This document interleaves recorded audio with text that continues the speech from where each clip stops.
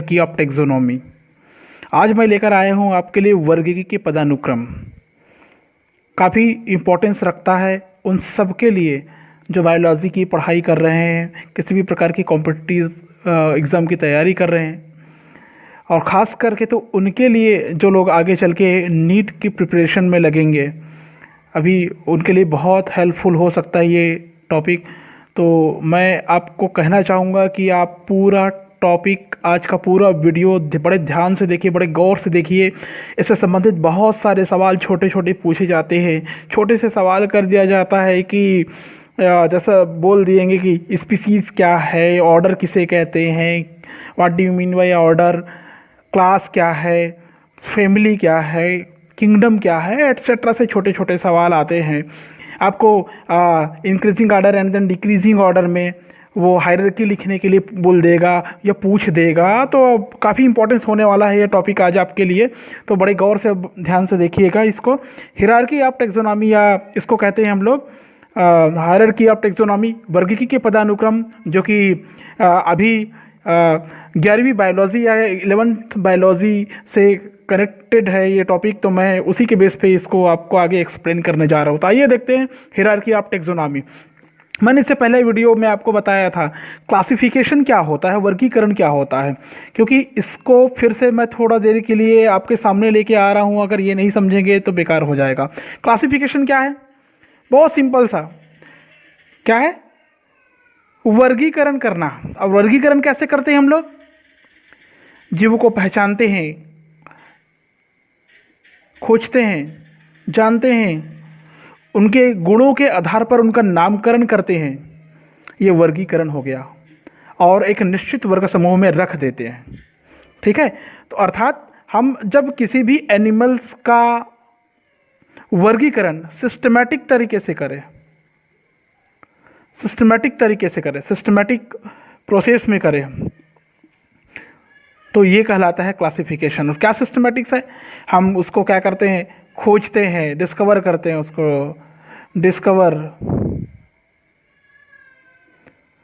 खोजते हैं, उसके बाद में आइडेंटिफाई करते हैं, खोजना, पहचानना, नॉमिनेशन करना, नॉमिनेट करते हैं हम उसको, नामकरण करते हैं उसका, और उसके विशेष क्वालिटी के आधार पर उसको एक निश्चित वर्ग या समूह में रख देते हैं, एक ग्रुप में रख देते हैं। ठीक है, ये पूरी प्रक्रिया कहलाती है क्लासिफिकेशन। ठीक है, और जिस शाखा में हम योजनाबद्ध ढंग से, ठीक है ना, पूरे प्लान से किसी भी वर्गीकरण का अध्ययन करते हैं, ठीक है ना, वर्गीकरण का अध्ययन करते हैं, वो कहलाता है वर्गीकी। क्या कहलाता है? वर्गीकी। अर्थात जीव विज्ञान की वह शाखा जिसके अंतर्गत हम जीवधारियों का योजनाबद्ध वर्गीकरण करते हैं, योजनाबद्ध वर्गीकरण का अध्ययन करते हैं, वो कहलाता है टेक्सोनॉमी। जैसा आपका हेडिंग है टेक्सोनॉमी, वर्गीकी कहते हैं हिंदी में इसको। योजनाबद्ध, सिस्टमैटिक, क्या करते हैं हम लोग? सिस्टमैटिक क्लासिफिकेशन का अध्ययन करते हैं,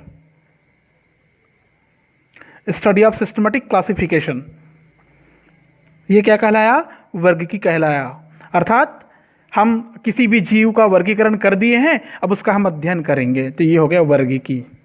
ठीक है, मैं आपको बताना चाहूँगा ये स्टडी में हेल्पफुल हो, उसके लिए सुविधाजनक हो, इसलिए सारे जीवों को छोटे या बड़े समूहों में रख दिए गए हैं। ठीक है, उन सभी ग्रुप्स को, उन सारे समूहों को नाम दिया जाता है आखिरी में टैक्सॉन।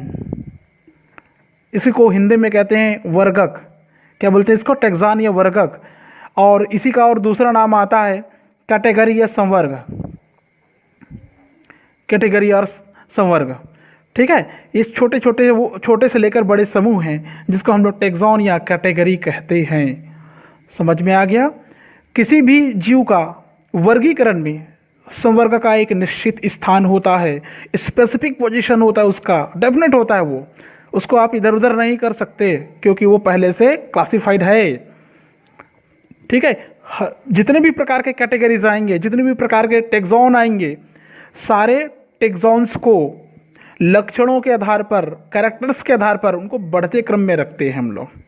ठीक है, बढ़ते क्रम में रखने की उस प्रक्रिया को हायरार्की ऑफ टैक्सोनॉमी कहते हैं। समझ में आया? मैं यहाँ पर शॉर्ट में लिख देता हूँ, किसमें? बढ़ते क्रम में रखना। प्रत्येक टैक्सॉन को, एवरी टैक्सॉन को अगर आप इंक्रीजिंग ऑर्डर में रखें,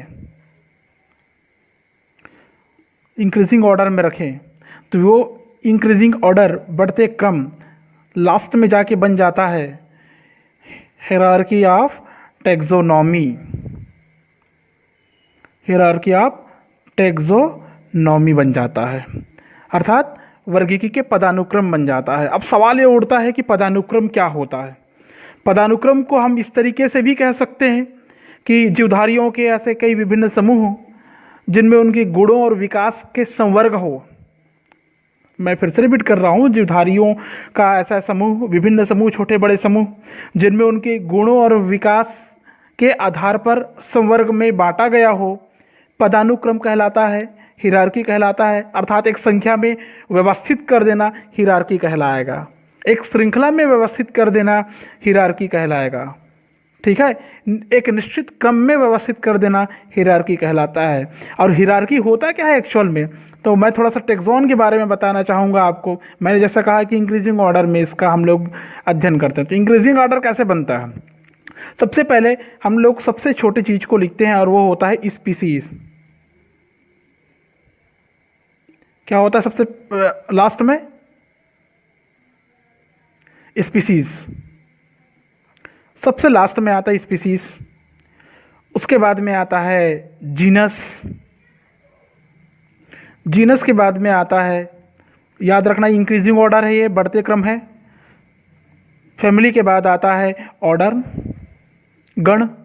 ऑर्डर के बाद आता है क्लास, वर्ग बोलते हैं जिसको। क्लास या वर्ग के बाद में आता है, अगर एनिमल हो गया तो उसमें बोलते हैं फाइलम, और प्लांट हो गया तो उसको बोलते हैं हम लोग डिवीज़न। ठीक है, प्रभाग बोलेंगे इसको हिंदी में। और लास्ट में आता है जिसको हम लोग कहते हैं किंगडम। किंगडम, ये जो क्रम है ये इंक्रीजिंग ऑर्डर में है। कौन से ऑर्डर में? इंक्रीजिंग ऑर्डर में है। ये सबसे छोटा है। क्या है? सबसे छोटा, स्मॉलेस्ट, इसको हम लोग कहते हैं। इसमें उन जीवों को रखा जाता है सबसे छोटे में। कंटेन्स क्लोजली रिलेटेड ऑर्गेनिजम्स बोलते हैं इसको हम लोग। क्या बोलते हैं? अर्थात किससे संबंधित है ये? क्या लक्षण मिलते हैं इसमें? सबसे छोटी संवर्ग है, अर्थात समीपस्थ संबंधित स्पीसीज को रखा जाता है। Contains closely related organism.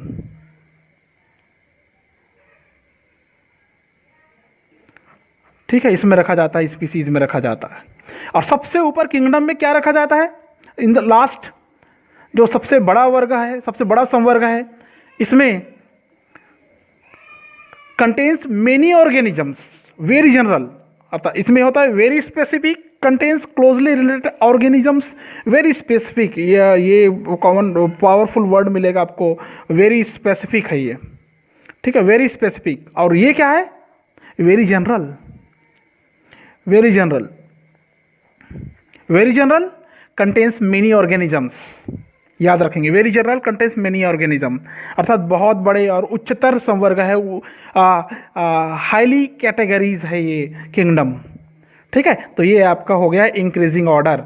तो इसमें से एक एक पॉइंट का अध्ययन हम लोग आज करेंगे। मैं आपको स्टडी करा रहा हूँ इस वीडियो के माध्यम से, बहुत अच्छे से और ध्यान से गौर से देखेंगे।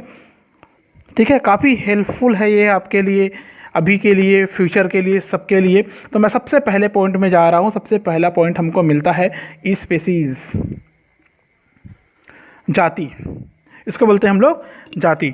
जाति किसे कहते हैं? जाति को समय समय पर परिभाषित भी किया गया था। मेयर ने कहा था कि आपस में संकरण करने वाले जीवों के समूह को जाति कहते हैं। ठीक है, अर्थात मैं इसमें शॉर्ट में लिख देता हूँ morphologically interbreed, morphologically morphologically interbreed. अब ये तो आप समझ ही रहे होंगे, मतलब जो आकारिकी दृष्टि से एक दूसरे के समीप हो, समीप रहेगा तो उसमें जनन की प्रक्रिया होंगी, आकार के रूप से जनन की प्रक्रिया होंगी, अर्थात जो ऐसे जीवों का समूह जो आपस में लैंगिक रूप से संबंध रखता है, यह कहलाता है स्पीसीज या जाति कहलाता है। ठीक है, तो जाति आप किसे कहेंगे जान लीजिए, इसमें मौलिक समानता होती है। ठीक है, मौलिक समानता होती है, समीपस्थ संबंधित स्पीसीज होती है। ठीक है, भले ही इनको हम आकारिकी विभिन्नता के आधार पर अलग अलग कर सकते हैं, लेकिन लैंगिक रूप से एक समान हो सकते हैं। लैंगिक मिलन जिनमें होता है, मॉर्फोलॉजिकली इंटरब्रीड जिसमें होता है। ठीक है, इनको कहेंगे हम लोग जाति। याद रखना, ये जाति या स्पीसीज सबसे छोटी और आधारभूत इकाई है। स्पीसीज क्या है? सबसे छोटी, स्मॉलेस्ट, सबसे छोटी आधारभूत इकाई है पूरे हायरार्की का, पूरे टेक्सोनॉमी का। क्लियर है? उदाहरण देख लीजिए आप, एग्जाम्पल में आप देखिए, एग्जाम्पल से आप ज़्यादा अच्छे से समझ पाएंगे। मैं आपको प्लांट का भी एग्जाम्पल दूंगा और एनिमल का भी एग्जाम्पल दूंगा। प्लांट में हम जानते हैं पोटैटो, आलू। आलू सभी जानते होंगे, पोटैटो से सभी परिचित हैं। ब्रिंजल जानते हैं आप लोग, भटा। और ब्लैक नाइट जिसको हम लोग कहते हैं मकोए, ब्लैक नाइट, ये कुछ प्लांट है जो कॉमन है। मकोए, मकोए आपने देखे होंगे, उसमें फल लगता है छोटा छोटा सा, पककर गहरा लाल रंग ले लेता है, या डार्क कत्था कलर का हो जाता है, या ब्लैक हो जाता है आखिरी में। पोटैटो, पोटैटो का नाम होता है साइंटिफिक नेम सोलेनम ट्यूबेरोसम। ठीक है, ब्रिंजल का नाम होता है सोलेनम मेलोंजिना, और ब्लैक नाइट इसका नाम होता है सोलेनम नाइग्रम, सोलेनम नाइग्रम। ध्यान से देखिए तीनों नाम को, देखो तीनों की जातियां अलग है। पोटैटो आलू अलग है, ब्रिंजल अलग है, मकोई अलग, ब्लैक नाइट अलग है, लेकिन नेम में समानता कहीं ना कहीं मिल रही होगी आपको। देखिए, तो ये हम लोग ये पढ़ रहे हैं कि स्पीसीज जो मॉर्फोलॉजिकली इनब्रीड कर सकते हैं, आपस में संकरण कर सकते हैं ये लोग। तो कैसे संकरण करेंगे? भले जाति अलग अलग है, लेकिन संकरण हाइब्रिडाइजेशन इसमें हो सकता है। तो बहुत क्लोजली कनेक्टेड है ये, ठीक है ना, क्लोजली रिलेटेड ऑर्गेनिज्म को दर्शाता है। ट्यूबरोसम, मेलोंजिना, नाइग्रम, ये तीनों शब्द, तीनों वर्ड, ये तीनों शब्द स्पीसीज को दर्शाता है, जाति को दर्शाता है। नोमेनक्लेचर सिस्टम के अनुसार आपने पढ़ा था, स्पीसीज को दर्शाता है। ठीक है, और ये वाला जीनस या वंश को दर्शाता है, जीनस या वंश को दर्शाता है। ये हो गया प्लांट में। अब सवाल ये उठता होगा, भाई थोड़ा सा एनिमल भी देख लें, तो एनिमल भी देख लेते हैं, कोई प्रॉब्लम नहीं। एनिमल को भी मैं आपको बता देता हूँ। एनिमल में मैं एक कैटेगरी ले लेता हूँ, जैसे लायन वगैरह वाला।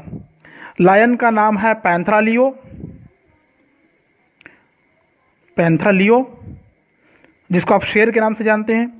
मैं लेता हूँ टाइगर, टाइगर का नाम है पैंथ्रा टाइग्रीस या टिग्रीस। ठीक है, इसको बाघ बोलते हैं आप। और नेक्स्ट ले लेता हूँ मैं पैंथेरा पार्डस, जिसको आप लोग तेंदुआ के नाम से जानते हैं, लियोपार्ड। तीनों में देखिए, लियो, टाइग्रीस एंड देन पार्डस, ये तीनों स्पीसीज है, जाति है। मतलब ये तीनों जातियाँ आपस में संबंधित है, एक दूसरे से बहुत क्लोजली कनेक्टेड है ये आपस में। आप समझ रहे होंगे, ये एक टेक्सा को दर्शा रहा है स्पीसीज। ठीक वैसे ही उनके पहले के शब्द, ये पहले के जो शब्द है, पहले के जो वर्ड है, ये भी एक टेक्सॉन को दर्शाता है। विनस भी एक टेक्सॉन है, स्पीसीज भी एक टेक्सॉन है। आप समझ गए होंगे। अर्थात इसमें एक वंश में, एक जीनस में आकारिकी दृष्टिकोण से विभिन्नता हो सकती है, आकारिकी दृष्टिकोण से विभिन्नता है, डिफ्रेंशिएशन है, इसमें वेरिएशन है। ठीक है ना, वेरिएशन है कि नहीं है? देखो कैसे वेरिएशन है, आलू अलग है, ब्रिंजल अलग है, ब्लैक नाइट अलग है, लेकिन हम लोग ऐसा मानते हैं इसमें। और जब आप इंटरनली अध्ययन करते हैं इसका, तो एक वंश में एक जाति के, एक वंश में किसी एक जाति के, एक वंश में एक से अधिक जाति हो सकती है। जैसे ये पूरा एक वंश हो गया, इनके देखो कितनी जातियां हैं, 3 जातियां सोलेनम की। अब समझ गए होंगे आप, ये 3, इसमें भी पैंथरा एक वंश है, उसके 3 जातियां आपको दिखाई दे रही है। आप समझ गए होंगे, ठीक है। मनुष्य का नाम भी जानते होंगे आप लोग, होमोसेपियंस इसका नाम है, ह्यूमन का, ठीक है। दूसरे पॉइंट में जा रहा हूँ मैं। दूसरा, अभी जीनस पढ़े आपने, तो टेक्सॉन में जो दूसरा जीनस है, दूसरा टेक्सॉन है, वो है जीनस, वंश, ठीक है, वंश। जीनस या वंश में क्या मिलता है? संबंधित स्पीसीज, मतलब रिलेटेड स्पीसीज होते हैं इसमें, रिलेटेड स्पीसीज होते हैं। संबंधित स्पीसीज का एक वर्ग आता है, ठीक है। स्पीसीज के गुण, इसकी क्वालिटी जो होते हैं, अन्य वंश में स्थित स्पीसीज की तुलना में समान हो सकते हैं, ठीक है। हम यह कह सकते हैं, हम ये जान सकते हैं कि जितने भी प्रकार के क्लोजली कनेक्टेड स्पीसीज होंगी, उनका एक समूह है, ठीक है। रिलेटेड स्पीसीज, मैं बोलता हूँ क्लोजली कनेक्टेड स्पीसीज, ठीक है, उसको हम लोग कहते हैं जीनस या वंश कहते हैं। एग्जाम्पल देख लीजिए आप, एग्जाम्पल, जीनस या वंश किसे कहेंगे? एक समान जाति के समूह को हम लोग जीनस कहते हैं। उदाहरण और दे देता हूँ, एग्जाम्पल मैं दे देता हूँ आपको। पोटैटो जानते हैं आप, उसी के एग्जाम्पल से आप समझ लीजिए, बहुत आसान है, समझने में आसानी होती है। टोमेटो जानते हैं आप लोग, ठीक है। ब्रिंजल, अभी मैंने एक ऊपर बताया था आपको, पोटैटो, टोमेटो, ब्रिंजल, ये 3 आपको जाति अलग अलग दिखाई दे रही है, 3 स्पीसीज है, लेकिन आता तो तीनों एक ही जीनस में है। जीनस का नाम क्या है? सोलेनम। अभी थोड़ी देर पहले हमने पढ़ा था, सोलेनम ट्यूबरोसम आलू है, सोलेनम मेलनजेना भटा है, टोमेटो बच गया, ठीक है ना, टोमेटो बच गया था। लेकिन ध्यान रखिए, तीनों की जीनस क्या है? सोलेनम है, ठीक है। ऐसे ही आप एनिमल में ले लीजिए, एनिमल में आप ले लीजिए, इसी को ले लीजिए आप, पूरा पैंथरा को ले लीजिए। पैंथरा क्या है? जीनस है, वंश है। इसमें क्या क्या है? ऊपर आपने पढ़ा लियो, और क्या पढ़ा? टाइग्रिस, और पढ़ा पार्डस, ठीक है। देख लीजिए, जीनस है, और ये 3 जातियां हो गई, ये भी आपस में कनेक्टेड है, क्लोजली कनेक्टेड है, ये सब समझ रहे होंगे आप लोग, ठीक है। ये सारे पैंथरा वंश में आते हैं, ठीक है। आगे बढ़ता हूं मैं, तीसरे नंबर में इसमें आता है, 3rd नंबर में फैमिली, कुल, फैमिली। अब हम लोग बढ़ते क्रम में जा रहे हैं, मतलब आप एकदम आसानी से समझ सकते हैं। मैंने कहा रिलेटेड स्पीसीज, तो अब मैं यहाँ पर एकदम सरल शब्दों में लिख देता हूँ आपके लिए, आपकी जानकारी के लिए। इसको बोलेंगे हम लोग रिलेटेड जीनस। क्या बोलेंगे?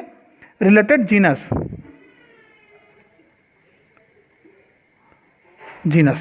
Related genus, closely connected genus. बहुत सरल शब्दों में समझा रहा हूं आपको, ताकि जल्दी से समझ में आए। कनेक्टेड जीनस, ठीक है। जीनस आपस में एक समान वंश जो संबंधित है, एक दूसरे से संबंधित वंश है, संबंधित वंश को एक फैमिली में रखते हैं, एक कुल में रखते हैं, ठीक है, जिसमें एक समानता प्रदर्शित होती है, ठीक है। जब हम लोग वर्गीकरण पढ़ते हैं, तो पौधों के वर्गीकरण में कायिक और जनन गुण के आधार पर उसको रख सकते हैं। तो एग्जाम्पल के लिए आप देखिए, एग्जाम्पल के थ्रू ज़्यादा अच्छे से समझ में आएगा। ये भी है आपको, मैंने कहा कि रिलेटेड जीनस, संबंधित वंश को हम लोग कुल या फैमिली में रखते हैं। जीनस, इसमें आता है एक जीनस सोलेनम आता है, अभी थोड़ी देर पहले आपने देखा था। एक जीनस आता है पिटूनिया, ठीक है, पिटूनिया अल्बा बोलते हैं जिसको। एक जीनस आता है डटूरा लिखते हैं, या धतूरा लिखते हैं, डटूरा लिखते हैं इसको, ठीक है। तो तीनों क्या है?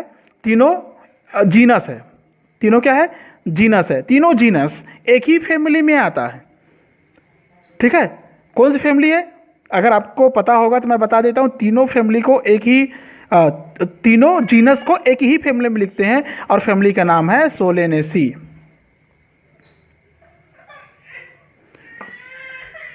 ठीक है, समझ रहे होंगे आप, सोलेनेसी कुल के अंतर्गत आता है।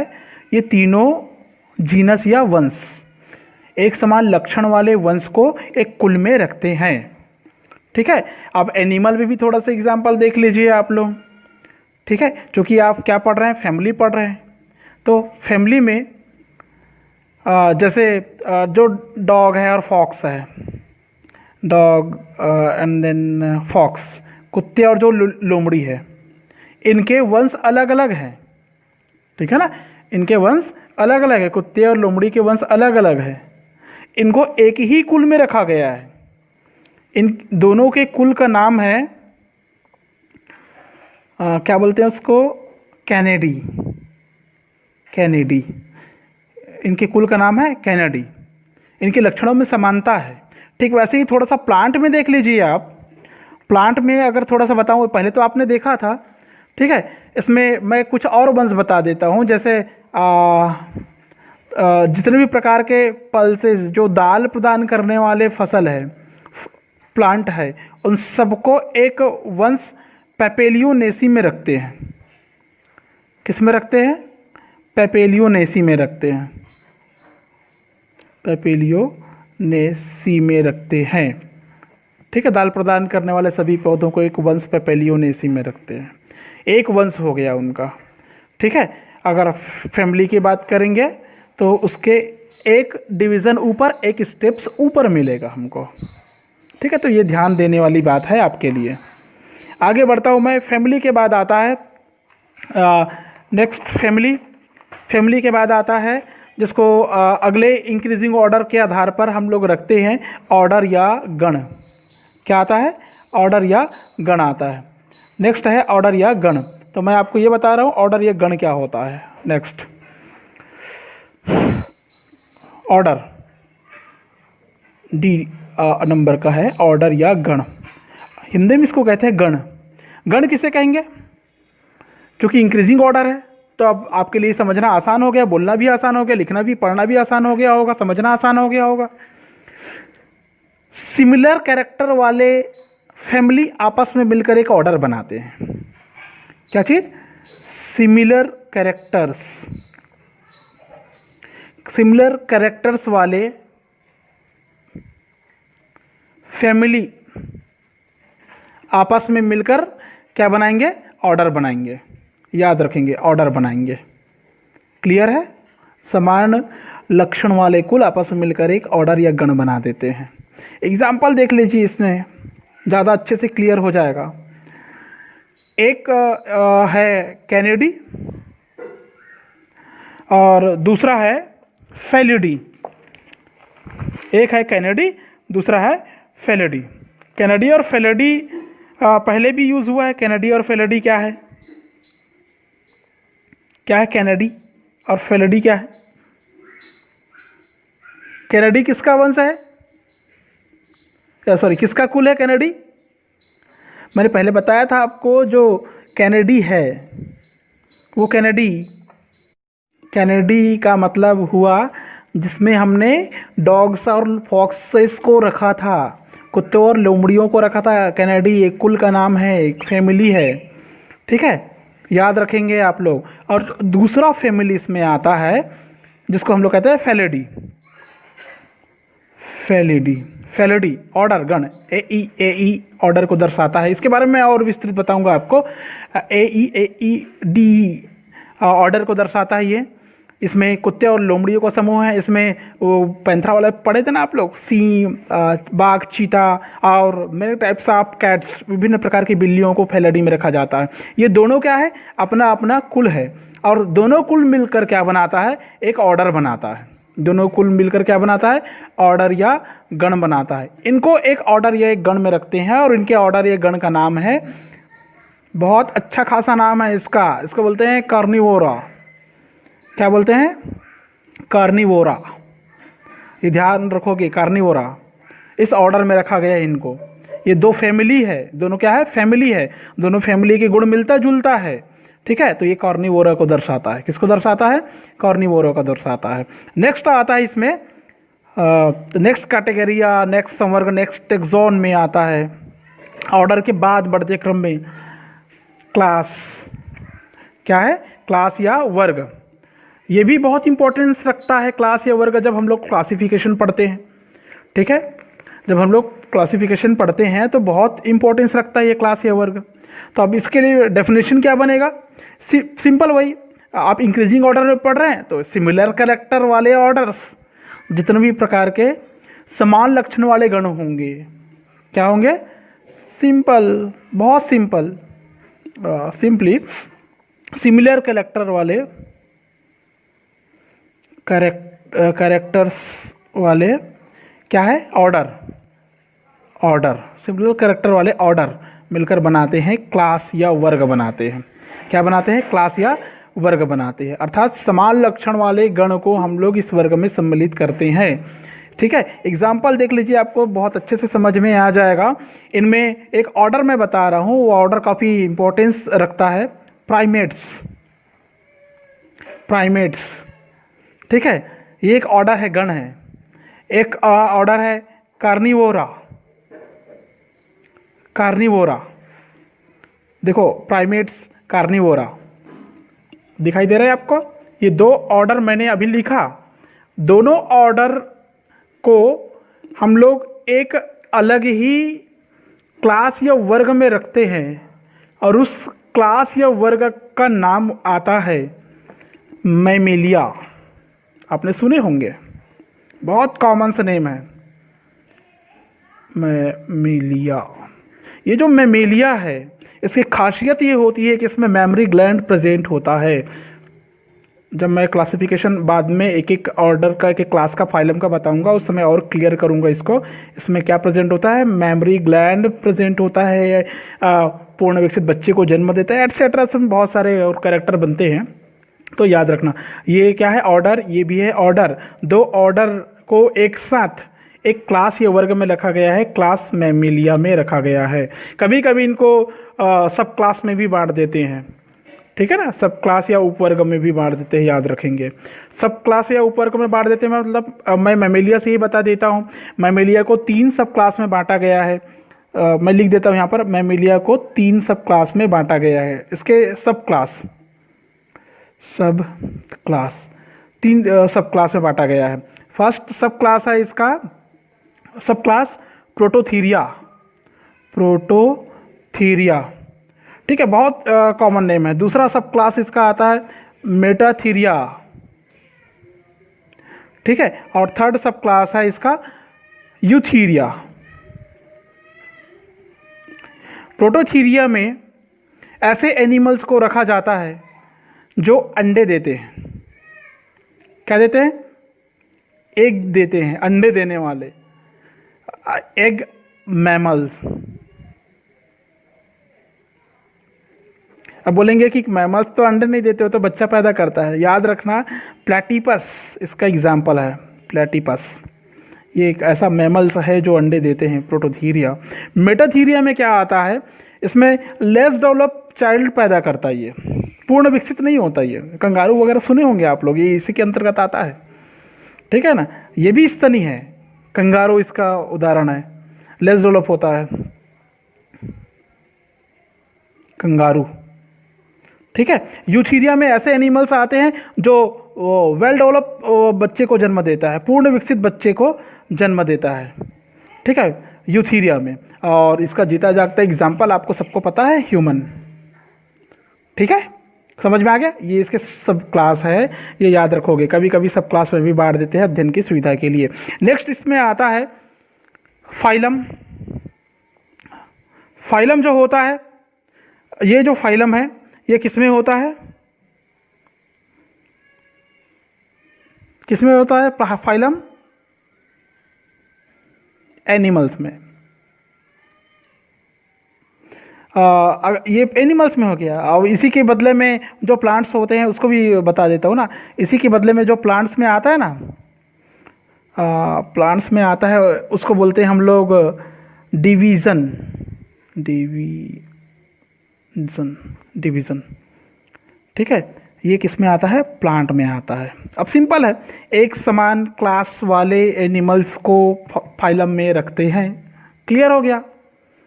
ठीक है ना। समान लक्षण वाले कई वर्गों से एक संघ बनता है। सिंपल है, समान लक्षण वाले कई वर्ग,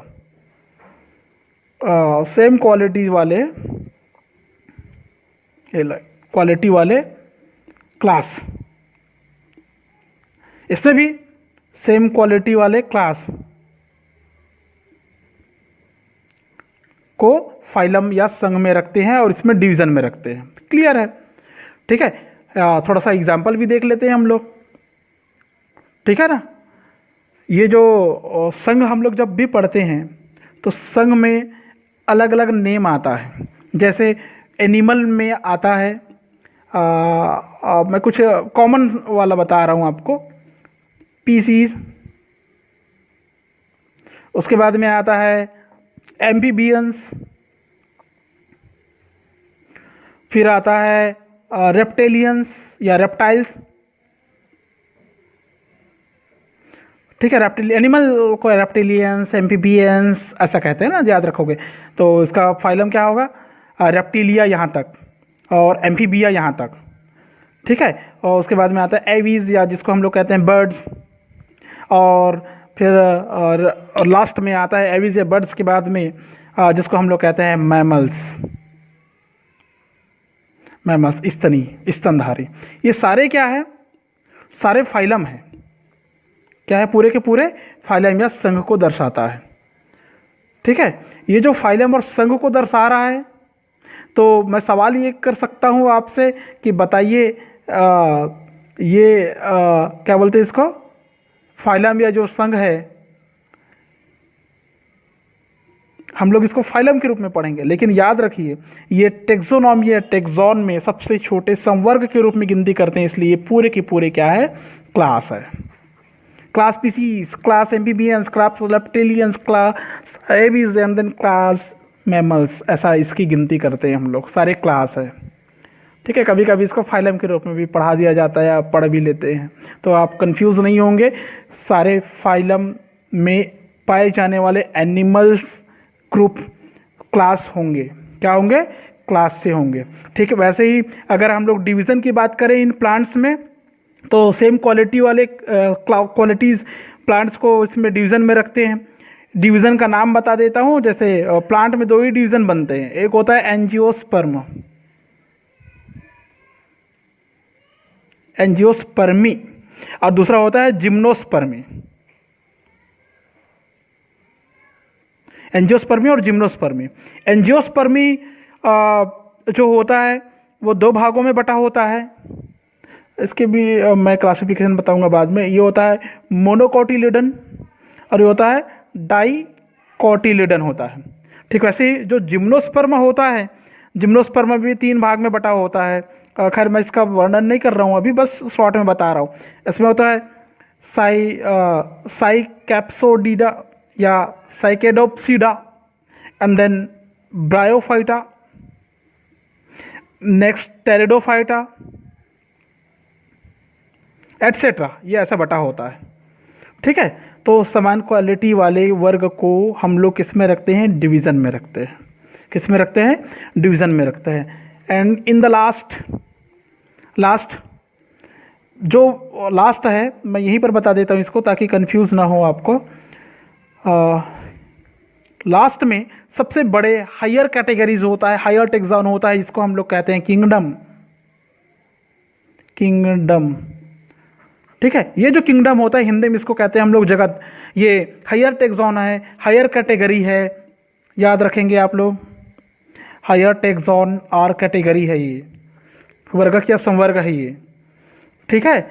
इसमें उन सभी समान क्लास समान फाइलम और डिवीज़न को रखा जाता है जिनके क्वालिटी मैच करते हैं, ठीक है। मैं शॉर्ट में लिखता हूँ आपके लिए ताकि याद करने में सुविधा हो आप लोग को।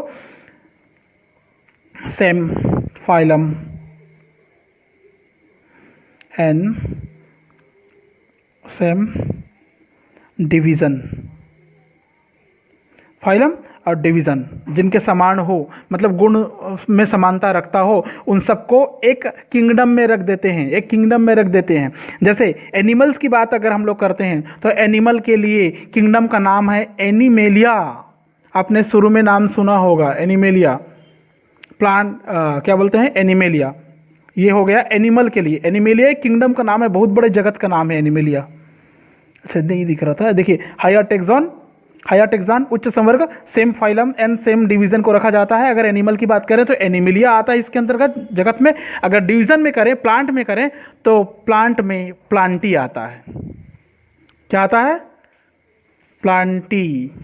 पादप जगत, जंतु जगत, ऐसा पढ़ते हैं हम लोग। ठीक है, तो ये यहाँ पर आपका कंप्लीट होता है हायरार्की या हिरार्की।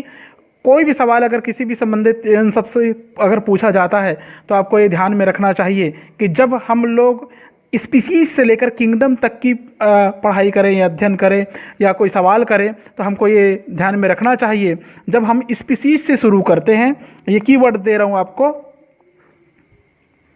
जब हम स्पीसीज से शुरू करते हैं,